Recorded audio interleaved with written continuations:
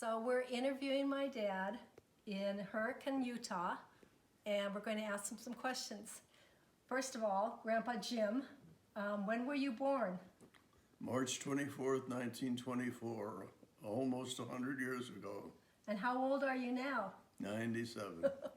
And where were you born? Where did you live when you were little? We lived in a little house that didn't have a bath or a shower.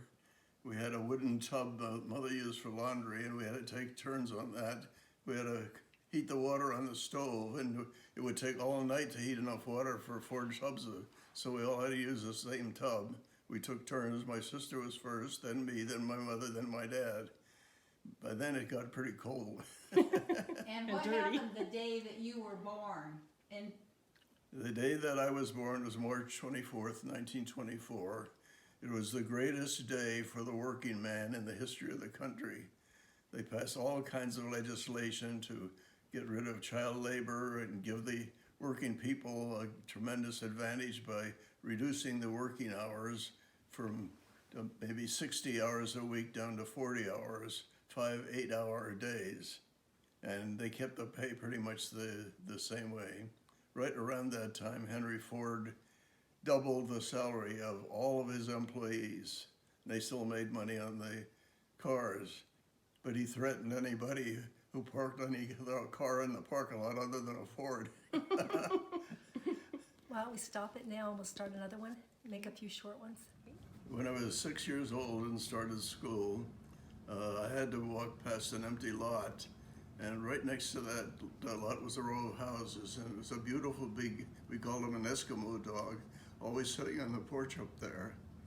And I went by, and the next to us, in this empty lot, it was pretty empty. There wasn't a whole lot of anything there. And I was walking diagonally through the empty lot one time, taking a shortcut, and all of a sudden a dog started trying to bite me. And I stumbled around trying to keep away from him, and all of a sudden I fell over backwards. And I quick sat up, and there was a blur of white. And then I looked, and the dog that was after me was laying there with his throat all in pieces. And I could just see the white dog climbing back up in his perch. Aw. About that time, Mother told me that well, first of all, 2 things happened that made me realize how poor we were. Everybody in those normal, ordinary people in those days were always afraid that they die and they wouldn't have money to be buried. And so a shyster insurance man went around selling $100 policies, a total of $100, and assured them this was enough for the plot and the casket and everything they needed for the funeral. And the payment was 35 cents a month. But a lot of the people simply couldn't put up that much money, so he was real smart.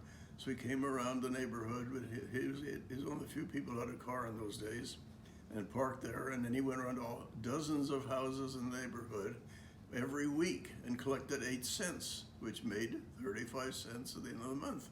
And that worked pretty good. Well, he came to our house one time, and Mother didn't have 8 cents. And I had a little coin collection, and I had to give her 8 Indian head pennies to make that payment. And that began to make me feel how poor we were. So a little while later, my mother came to me and said they couldn't afford to give me, so I was still 6, any allowance, but she found a wholesale candy place that would sell boxes of candy for 80 cents of 120 pieces.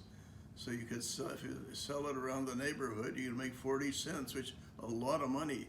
People were working for $1 a day at almost all kinds of non-professional jobs. It was a standard thing.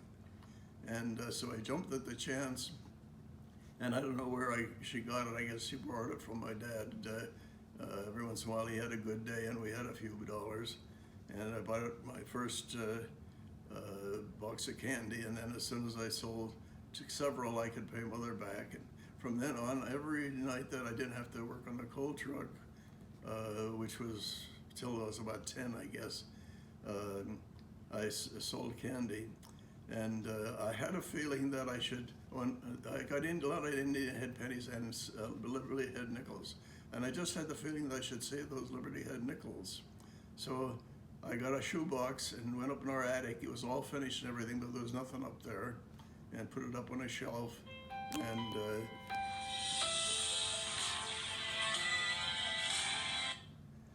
and every time I got Liberty head nickels, I put them in the box. So I didn't think anything more of that for a long time. And this gave me spending money. And then when I got a little bit older, most of the time I had to help my dad on the truck, and we shoveled coal. And on the Saturdays, when we finished our coal, then we hauled away the ashes from the coal because the people had no way of getting rid of them. And that way we kept our coal customers, and we charged a quarter for hauling a 55-gallon barrel of ashes to the dump. So that helped us keep our people. So Mother said I had several chances to skip grades, but she didn't want me to be with the older kids. And so when I was in 7th grade, they told us about a program where we could skip a grade, or rather, I shouldn't say skip. We had to cover all of the material for 7th and 8th grade at the same time. And so I never told the folks that. I just took the exam, passed it, and did the double duty. Besides working on the coal truck, every night I'd come up from school, peek around the corner, and my dad always left the truck full with 2 tons of coal for me to help him with the last load. So then he could watch the baseball games, or before the TV, we'd listen to them. And this went on for a year. Then after I got done with the coal truck, then I could make my candy route, and I guess I was doing pretty good with it, and I sold a lot of candy. And the first time Christmas came by, they asked me, was I going to handle Christmas candy? And I hadn't even thought about it. And they had all kinds of little boxes of Christmas candy, 50 cents, $1, $2, and I made it 1/3 on every one of those. And the people went for it for Christmas because it was real good candy, and there wasn't any cheaper candy anywhere. I don't know how this wholesaler did it. But then the Liberty Head Nickels started rolling in, and I think what it was is that people were so poor they didn't have much money, but everybody wanted to hang on to a few Indian head pennies and Liberty Head nickels, and it made them feel good, including us. And I think when I'd get to the people's houses, some of those women would look at that candy and then think about their coin collection, and they always changed their mind and went and got some of their nickels or Indian head pennies and bought candy. And again, the Indian heads were rolling in. I mention this because it's very important in my life later. Well, when I was in senior in high school, Mother told me that we weren't making it, and she had arranged for a job for me. It was working 7 evenings a week from 7 to 11 at a hotel. I was the night clerk. Let's stop there for just a minute, and we'll take another video. Okay, Dad. Okay. Whenever I didn't have to help my dad after school, the main thing everybody was trying to do was earn a few dollars. The average pay for every unscheduled, uneducated person was $1 a day. No matter what you did, it was $1 a day. And so I would then hike out 7 miles to my grandfather's cabin out in the woods, and I'd chop up dead wood that I'd find around there. And when I got a load of it, my dad would haul it into town, and I could sell it for about $5. And walking out one time. I happened to have one of my friends with me, and we were on the left side facing traffic like you should be. And all of a sudden he screamed, "Jim, look out." And I spun around on my left foot, which took me about 2 feet further off the road. And a car was coming up behind us that pulled over to pass somebody and slid off the road behind the highway road behind us onto the dirt part, and was several feet off the road. And just as I spun around out of the way, he went by and nipped my pants.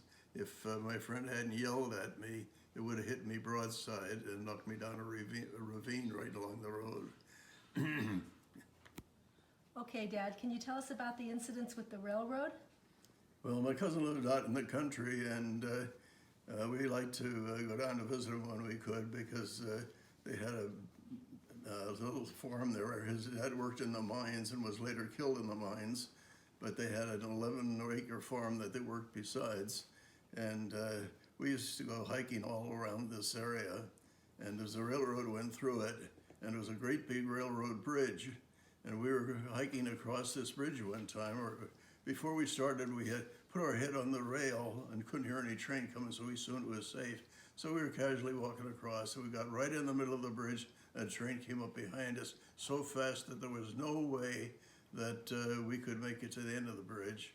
We thought about laying down on the outside of the tracks, but a lot of those trains have all kinds of steps for people to come in that may have picked us up and dragged us along.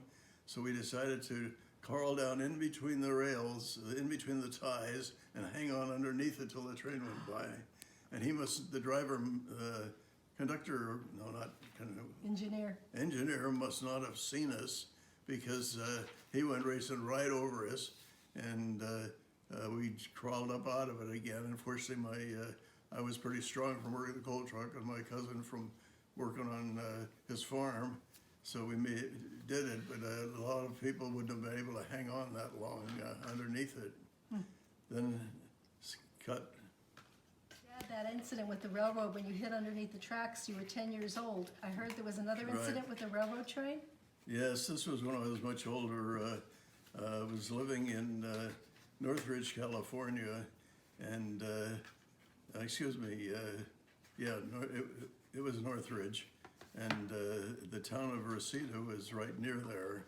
And I was going up the main street of Reseda, and there was a double railroad track crossing there, and there was a flashing light, but there was no arm coming down.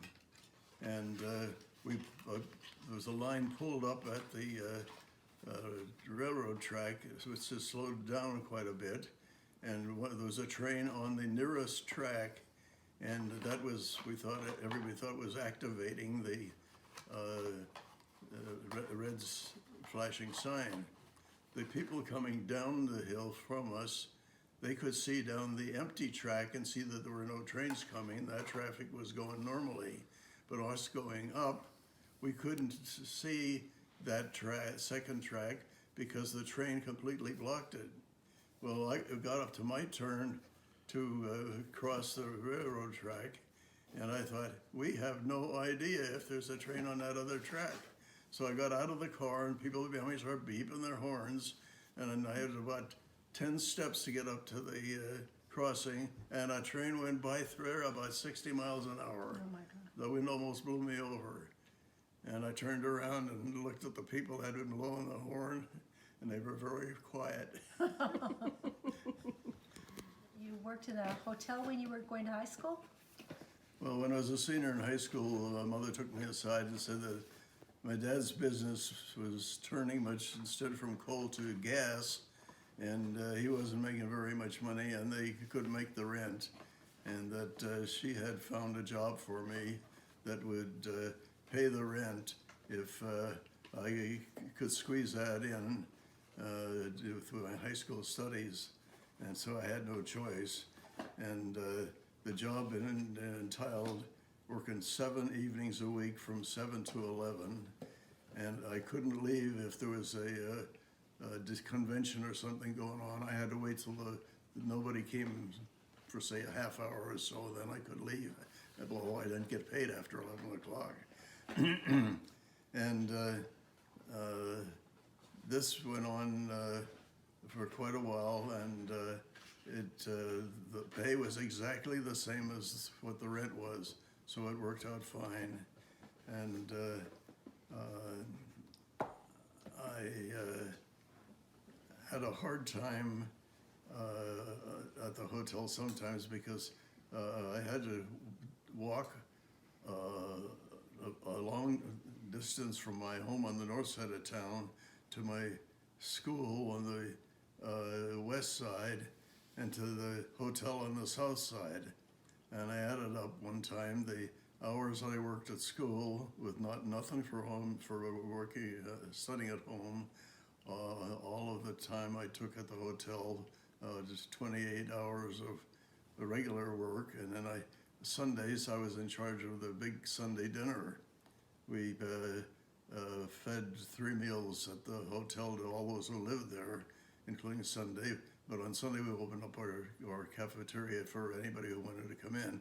But I was in charge of that, and I had to know who was in the hotel and who was outside her and collect the money from them.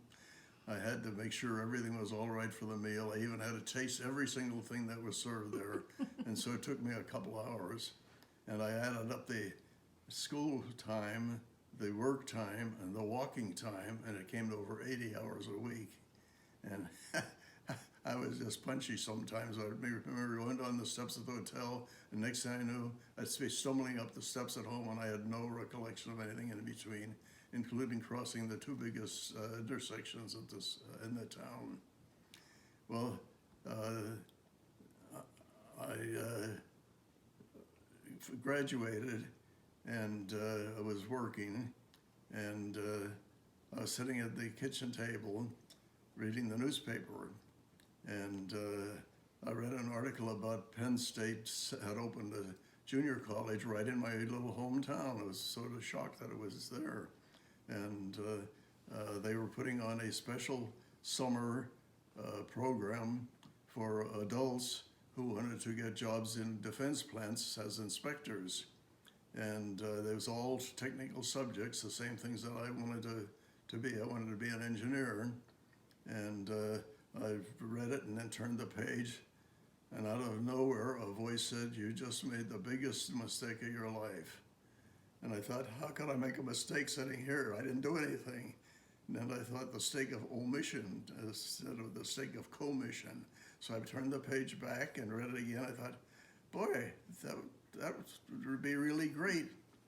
And I assumed it was free.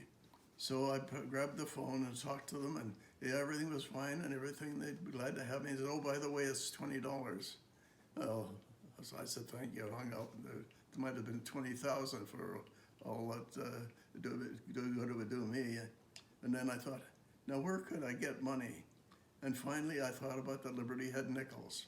And I knew I had a lot of them, but I thought I had maybe $5, $6 worth. So I went up and got this box, and I couldn't believe how heavy it was. I'd never taken it down. I took it down and counted those nickels, and there were 415, just enough to bet a $20 bill.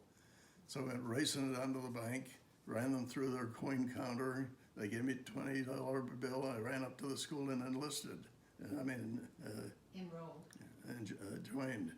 And it was a wonderful experience. I really got to like some of the people there, especially the dean and the physics professor. And they took a liking to me for some reason. The physics professor was always calling me up to help him with experiments and stuff, especially on physics laboratory. And when that semester was about to end, they knew, they both knew that I was working long hours during the day because a couple of times I fell asleep at school.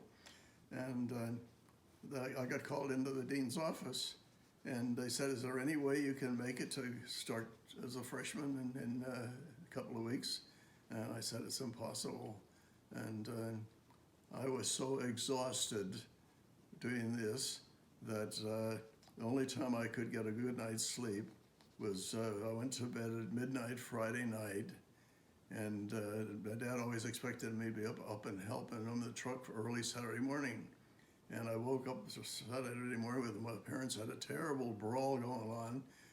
He expected me to be on the truck to help him, and Mother was telling him how long hours I was working, and he finally agreed. And he couldn't believe that I went to bed at midnight Friday night, and at 6 o'clock Saturday afternoon, I was still asleep. 18 hours later, missed breakfast and lunch, which I couldn't afford to do. I was skinny as a rail. And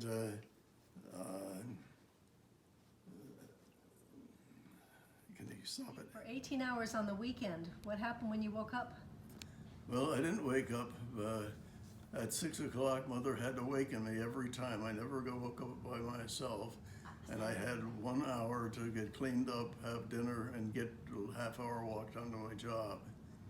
And then this about a week before the semester ended, that was subsidized by the government, the dean called me in his office, and the professor of physics was there, and they asked me again if there was any way I could make it to go to school in the fall. And I told them exactly what I was up against. I was on an 80-hour week. And they said, well, we've got a suggestion. Now, when you graduate from college with a bachelor's, they have a teaching assistant job usually that you can get there to help out as a teaching assistant, and it pays pretty good and helps you pay your way for an advanced degree. So they said, how would you like to be a teaching assistant? I was 17 years old. I didn't have any degree.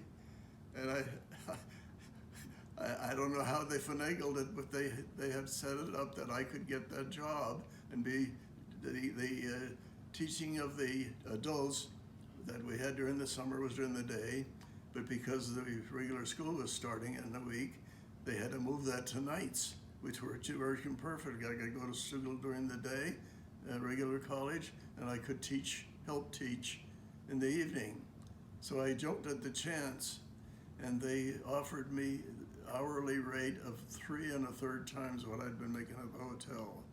I could pay all my school expenses, I could pay the rent for the folks, and I could save a little money. At this junior college, I could only get 3 semesters of engineering, and I could save enough to pay 1 or 2 semesters up at the campus if I wasn't called into the military by then. And so I started doing this, and it worked out beautifully. We got along swell, and not once did any of the classes were all middle-aged people. And some of the women even called me Mr. Sauers. I was 17. And not once did any of the people complain about this 17-year-old kid teaching the class. And we got along fine. And I finished the first semester, and then I went on 2 more semesters. And all during this time, I was saving money for when I went up to the campus. And at this point, my 2 best friends and I all enlisted in the military. Going to college like this made it possible for me to go into pilot training. You needed 2 years of college to even get in the program. And when we started our first semester up at Penn State campus, that made us in our our 4th semester, so we could qualify by the end of that for the jobs that we wanted in the military. And so I was accepted as a cadet. And my 2 friends just for some reason felt that they should just drop out and live it up a little bit before they went in the service, so they both dropped out. And I kept going, and I finished the 3 semesters at the junior college, and I went up to the campus and got in 2 more by that time. And what I didn't know, Mother had set up a special account for she and she'd take $25 out for the rent and accumulate the rest for me for the campus. And I didn't realize that when I finished that 2nd semester up at the campus, there was only $50 left. I wouldn't have been able to go another semester. But just then, the military called us all up from Penn State. 1,000 of us were called in for pilot training from Penn State alone at one time.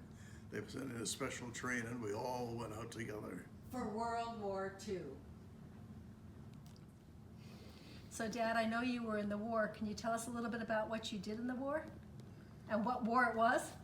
Well, it was World War II, and I wanted to fly a P-38 airplane, which is a twin-engine fighter that I just loved. And so I had, rather than get single engine training, I went in for a multiple engine training, and there was so much happening, even in the training part, that it was so dramatic that almost every day was ingrained in your memory. We lost a lot of people in training. I mean, a lot. I'll discuss it in detail later. But and then when we got overseas and in the actual fighting, it was even worse. And I have more memories of those 3 years than all the rest of my life put together. What kind of planes did you fly?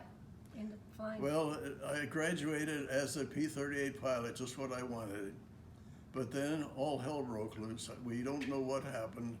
All we can think of, they gave people pretty much the assignment that they wanted. And a lot of those guys wanted to be bomber pilots, but I sure didn't want any part of flying straight and level like that. And they canceled. I went home for 2 weeks vacation, and I was on the top of the world. When I went back, everything was changed. They had canceled all assignments, and everybody was to go overseas as a co-pilot on a bomber. My heart sank because I didn't want to sit as a co-pilot in some big bomber where you're flying straight and level almost all the time. And I managed to get a better deal about it than that, but I'll tell you about it later.